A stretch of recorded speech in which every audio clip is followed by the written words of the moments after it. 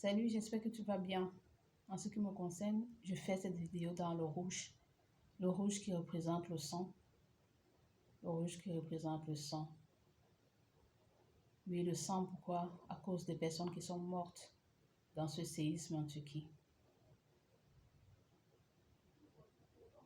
Ce séisme en Turquie et en Russie. Au moins 3819 personnes sont mortes selon les autorités. Un séisme a frappé le lundi à 4h, à 4h17. 4h17 du matin, le sud de la Turquie, ainsi qu'une large partie du nord de la Syrie, je t'assure. Le séisme a été ressenti dans plusieurs pays de la région, en fait.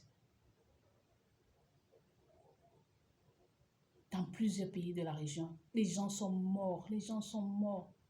De nombreux répliques et un nouveau tremblement de terre ont été recensés dans la matinée aussi en Turquie.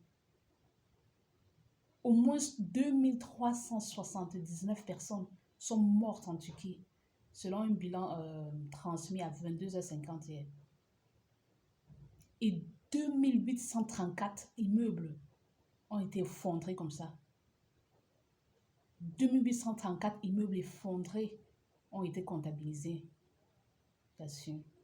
Le séisme a été ressenti dans tout le Moyen-Orient, y compris en Syrie. Au moins 1440 personnes sont mortes dans l'effondrement. Franchement, c'est triste, les gens qui sont morts. Bon, ce qui est aussi bien, c'est que comme la France, de nombreux pays, dont l'Ukraine et la Russie en guerre, ont promis d'envoyer des secouristes ou leur aide à la Turquie, à la Syrie.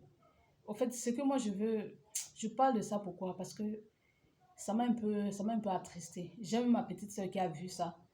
Elle a vu ça pendant qu'elle dormait. Elle a vu ça pendant qu'elle dormait. Elle a vu ce grand tremblement de terre. Elle a réveillé son mari. Elle a fait part de ça à son mari. Ils ont prié, mais ils ne savaient pas où exactement le tremblement de terre avait eu lieu. Elle a vécu ce tremblement de terre dans l'un de ses rêves, dans son sommeil pendant qu'elle était en train de dormir. Elle et son mari se sont réveillés, ils ont commencé à prier. Franchement. Vous faites ce que je veux dire, c'est quoi? Mangeons, buvons, dansons.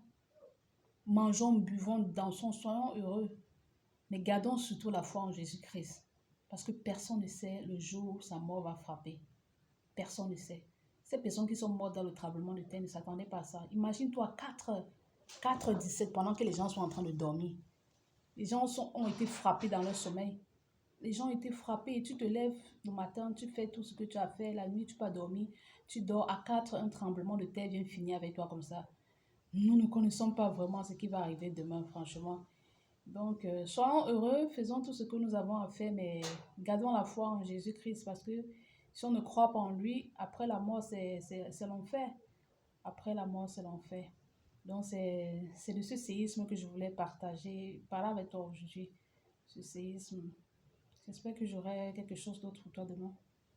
Prends soin de toi, d'accord?